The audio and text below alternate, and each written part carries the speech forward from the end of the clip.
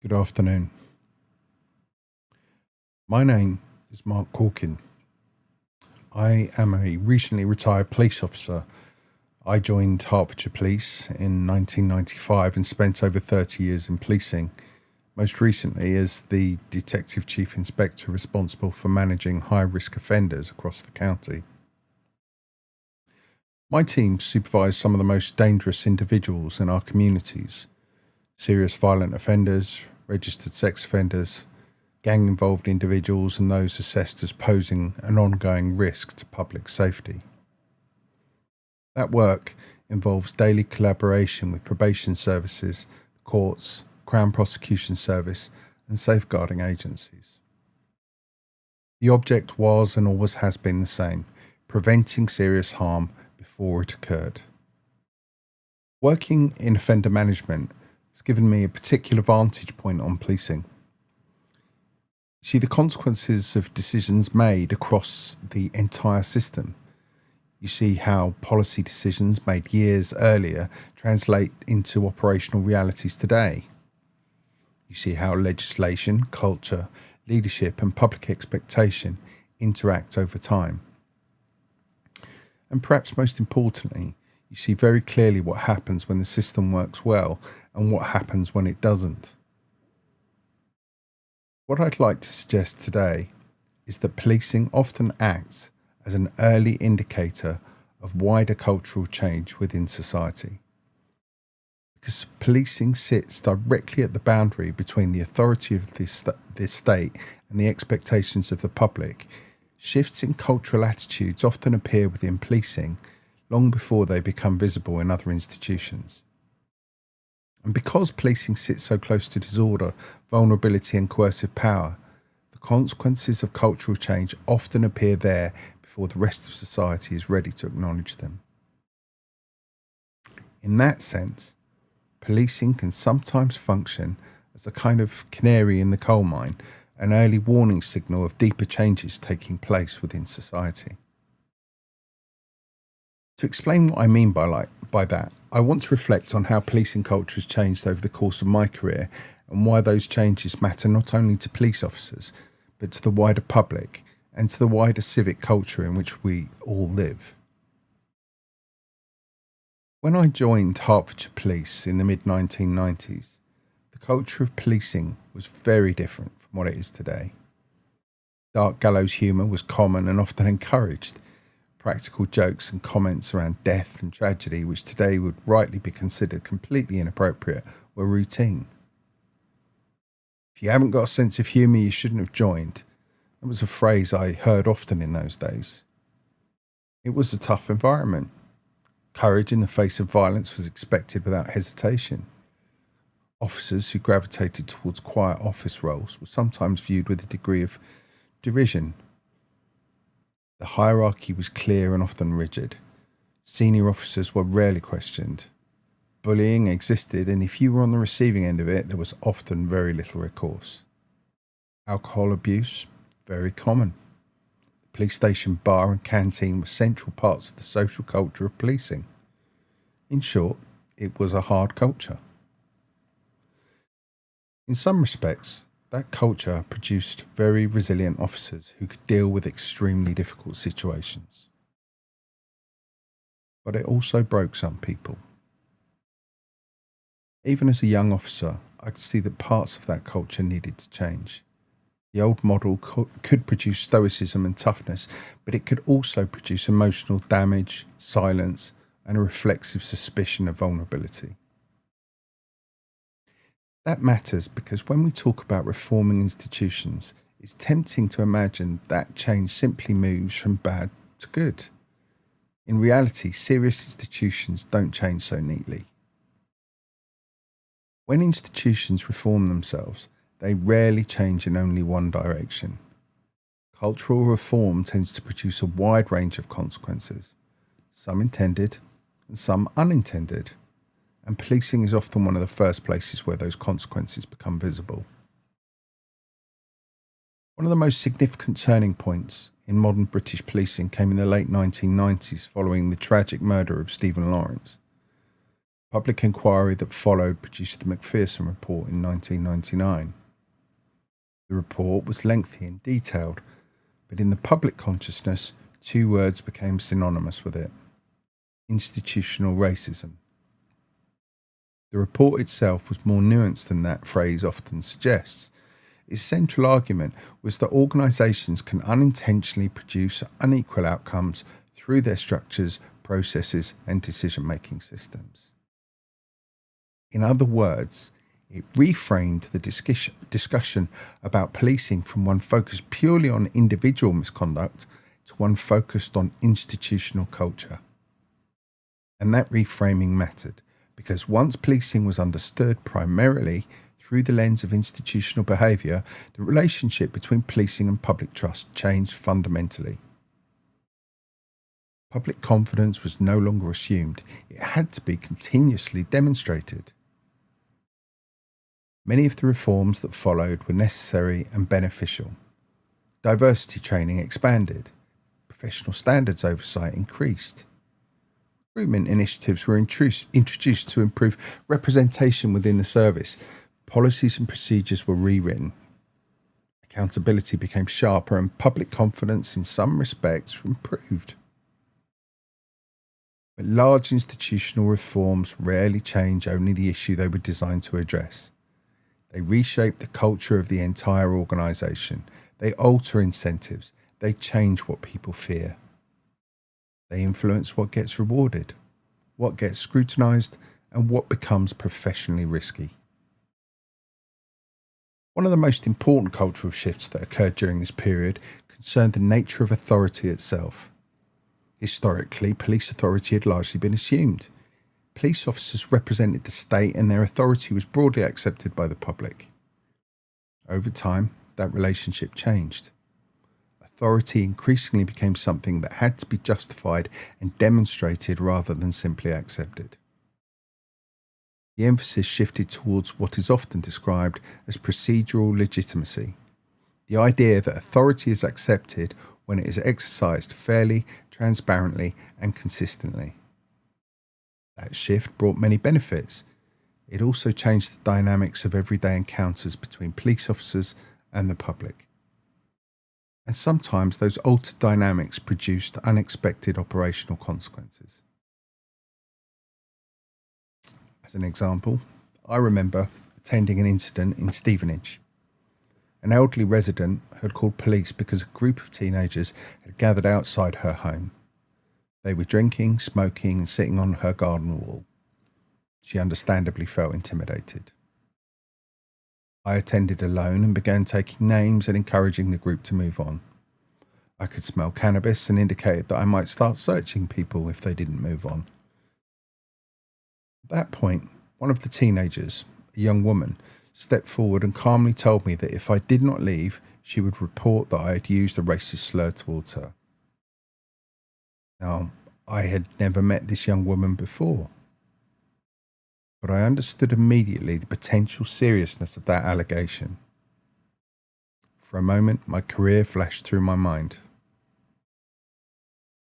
Because by that stage in policing, culture meant that an allegation of that nature carried enormous professional consequences. So in that moment, I made a decision. I left. The issue was not accountability itself, which is essential, but the emergence of an operational hesitation that can distort routine policing. The important point about that story is not the behaviour of the teenager. Young people testing authority is nothing new. The important point is the calculation that took place in my mind. The cultural environment had altered the risk calculation associated with a routine encounter. Experiences like that illustrate how changes in cultural expectations alter the operational environment of policing. They also reinforce the broader point that policing often reveals shifts in social attitudes earlier than other institutions do. And this is where the link to wider society becomes important. What emerges within policing rarely remains confined to policing, because Because policing sits so close to the coercive power of the state, it often reveals wider societal changes before they become obvious elsewhere. When judgment gives way to defensiveness, when fear of accusation begins to shape decision-making, and when caution starts to displace confident action, those are not simply internal police issues. They are signs of a broader cultural shift in the relationship between authority, liberty, and public life. One feature of that broader shift has been the movement from judgment towards procedural defensiveness. In healthy institutions, procedure supports judgment. In unhealthy ones, procedure begins to replace it. People stop asking, what's the right thing to do here, and start asking, what's the least professionally dangerous thing for me to do? That's a very different question. When that mentality becomes widespread, a culture of fear can develop. People speak less freely. They become more cautious in how they describe reality. They begin to self-censor. They avoid difficult truths, not because those truths are false, but because saying them aloud feels professionally unsafe. And once that happens in a coercive institution like policing, it should concern the wider public, because the issue is no longer simply police morale.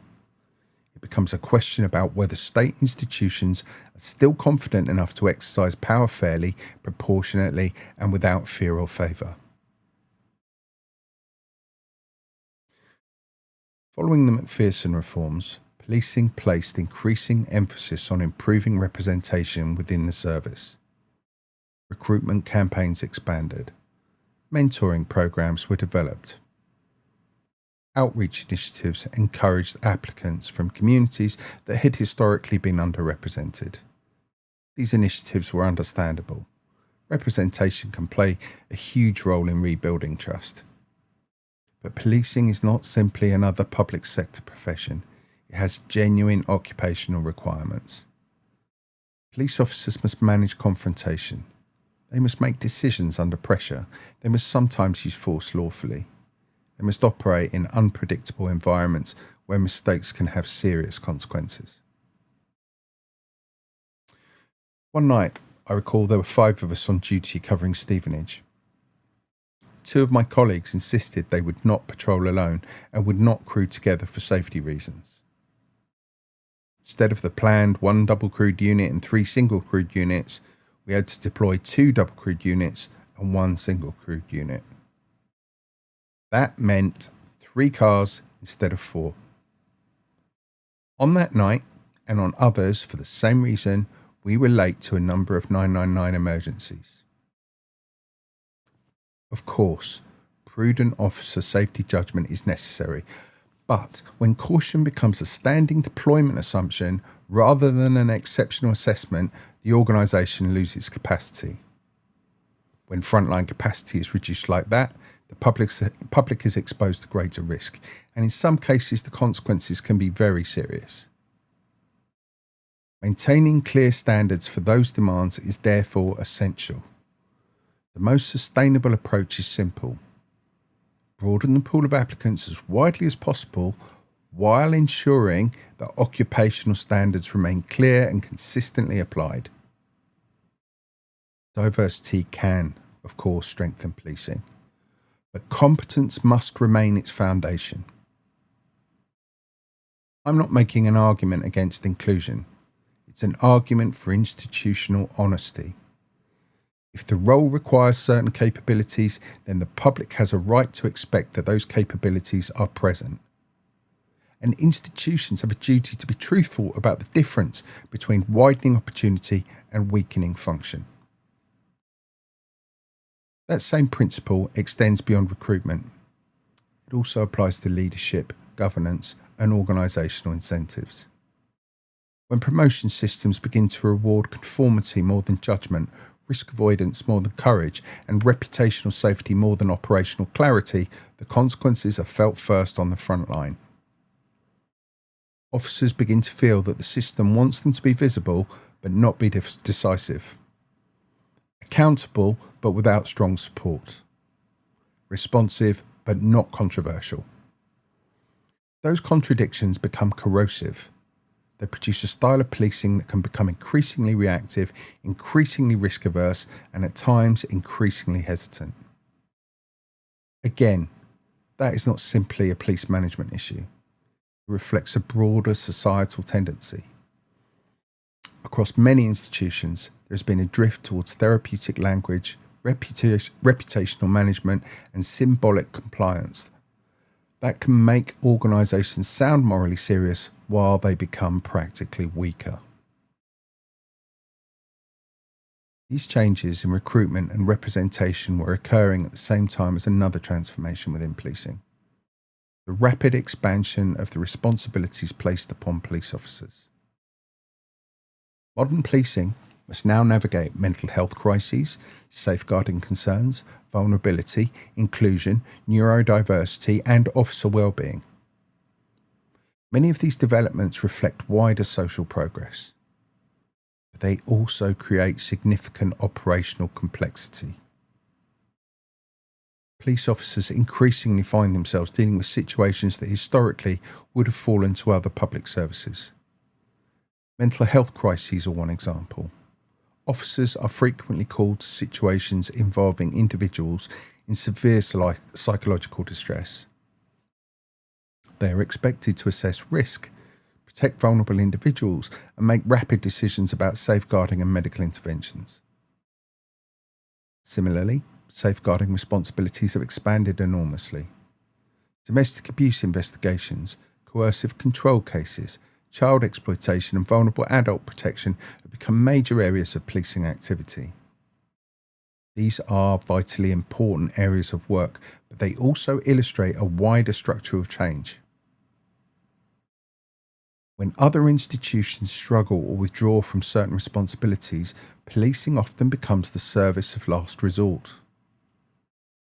The police becomes the institution that must respond when every other part of the system has failed. That places extraordinary demands on the people performing the role. And that too is a mirror of wider societal change.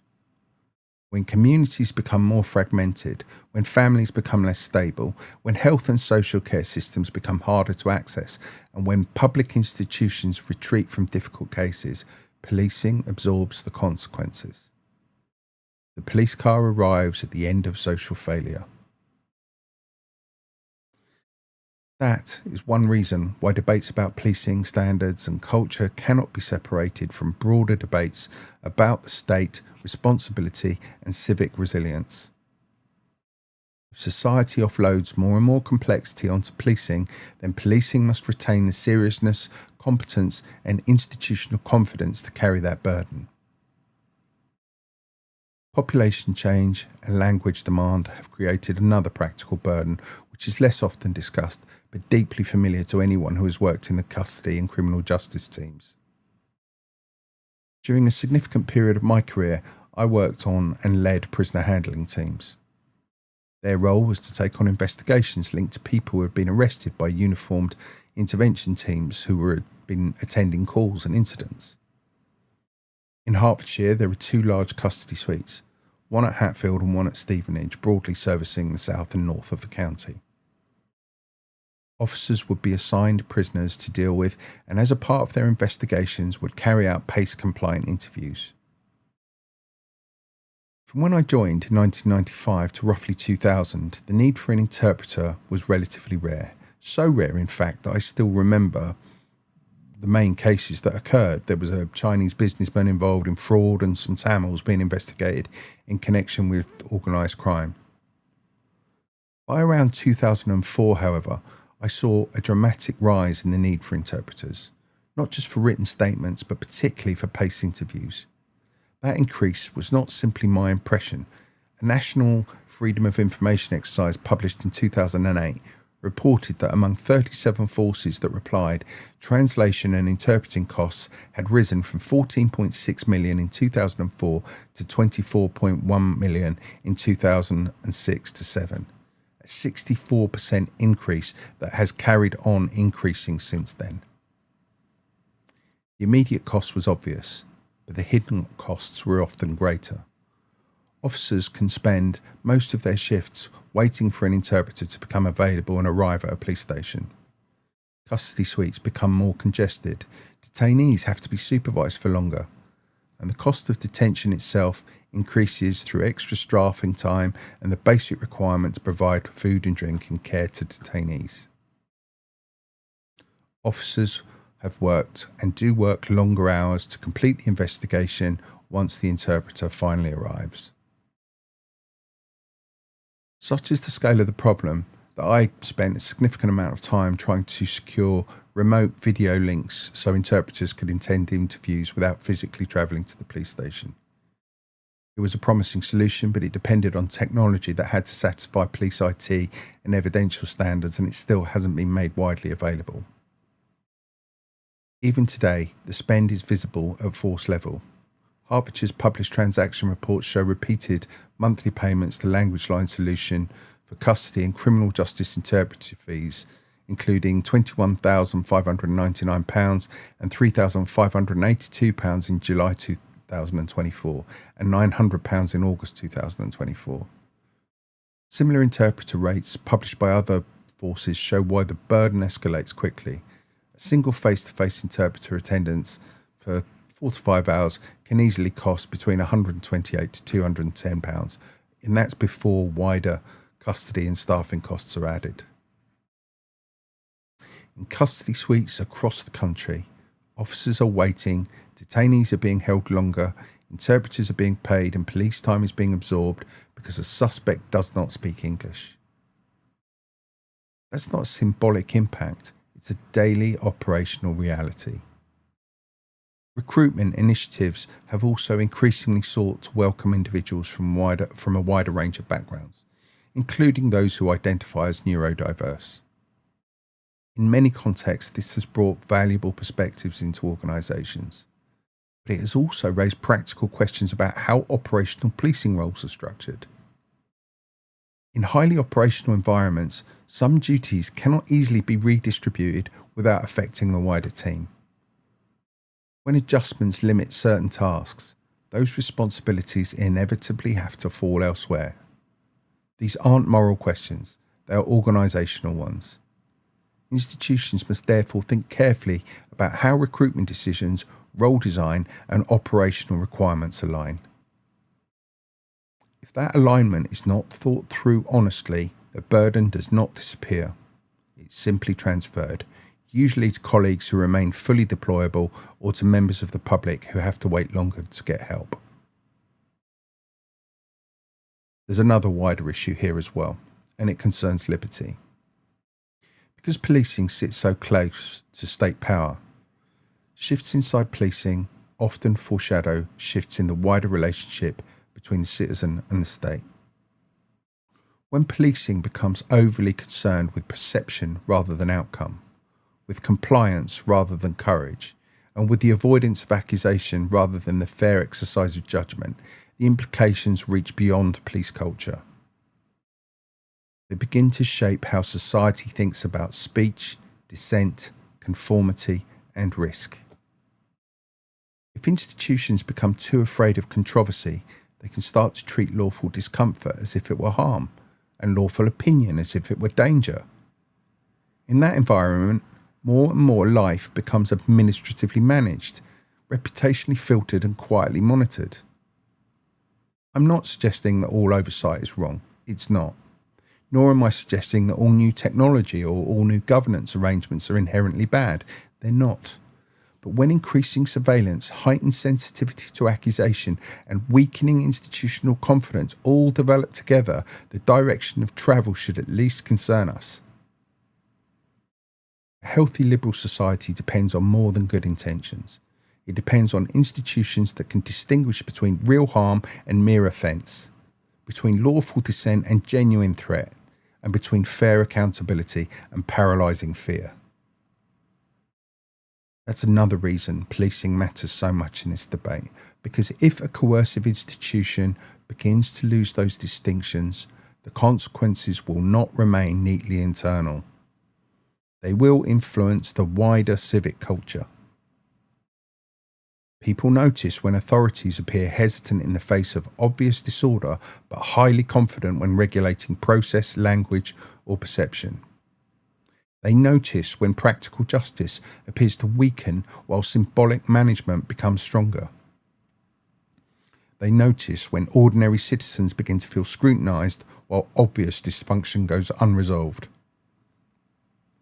And once public confidence begins to corrode on those terms, it is very difficult to restore. Trust is not maintained by slogans. It's maintained when institutions demonstrate that they can still protect people, still tell the truth, still exercise judgment, and still act without fear or favour. There is also a wider responsibility at the heart of policing which is sometimes overlooked. Ultimately, the police service exists for one fundamental purpose: to stand between the public and those who would cause them harm.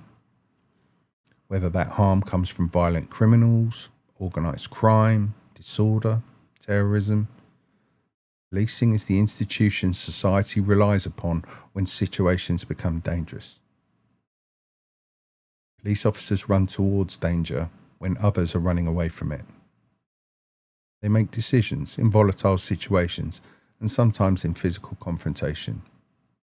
Those realities mean policing has always required particular physical, psychological, and professional capabilities. When recruitment policies begin to assume that not every officer will be equally equipped for those demands, organisations face a difficult balance. Because the consequences are not simply organisational, they relate directly to public safety. The public do not experience policing as a policy seminar. They experience it at the point they need somebody capable to arrive, and often that's at 3 a.m. in the morning. At a time when many societies are experiencing increasing tension and political polarisation, ensuring that policing retains the capability to manage dangerous situations remains critically important.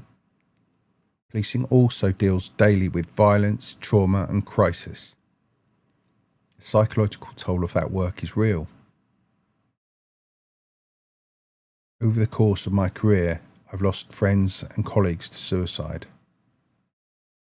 Those losses matter. Policing culture is not an abstract debate. It's something officers live with every day, and sometimes it's something they struggle to survive. If we want policing to remain humane, effective, and publicly legitimate, then reform must take seriously both sides of the equation: the moral demands placed upon institutions and the human demands placed upon the people who actually do the work. The culture of policing has changed dramatically over the last 30 years. Some of those changes were necessary. Some corrected genuine problems. Some made the service fairer, more self-aware and more accountable. But every reform carries unintended consequences. Over the past 3 decades, policing has reflected many of the wider cultural changes taking place across society. In that sense, it has often acted as an early indicator, a kind of canary in the coal mine of deeper social transformation. And for that reason, the cultural shifts we see within policing are rarely about policing alone. They are reflections of wider changes taking place across society itself. Changes in how authority is viewed, how risk is managed, how speech is policed, how institutions defend themselves, and how comfortable people feel telling difficult truths. Every generation of policing inherits the culture created by the generation before it. The challenge for each generation is deciding what has to change and what has to remain constant. The answer, I think, is not to become nostalgic for an older and often harder policing culture, nor is it to imagine that moral seriousness is achieved simply by multiplying procedure, oversight, and symbolic language. The test for any reform in policing should be simple. Does it strengthen trust without weakening deployability, standards, and public protection? That question matters because policing ultimately rests on two foundations: public trust and professional competence. If either of those foundations is weakened, the institution struggles. If both are protected, policing can continue to adapt and serve the public effectively. Thank you for taking the time to listen.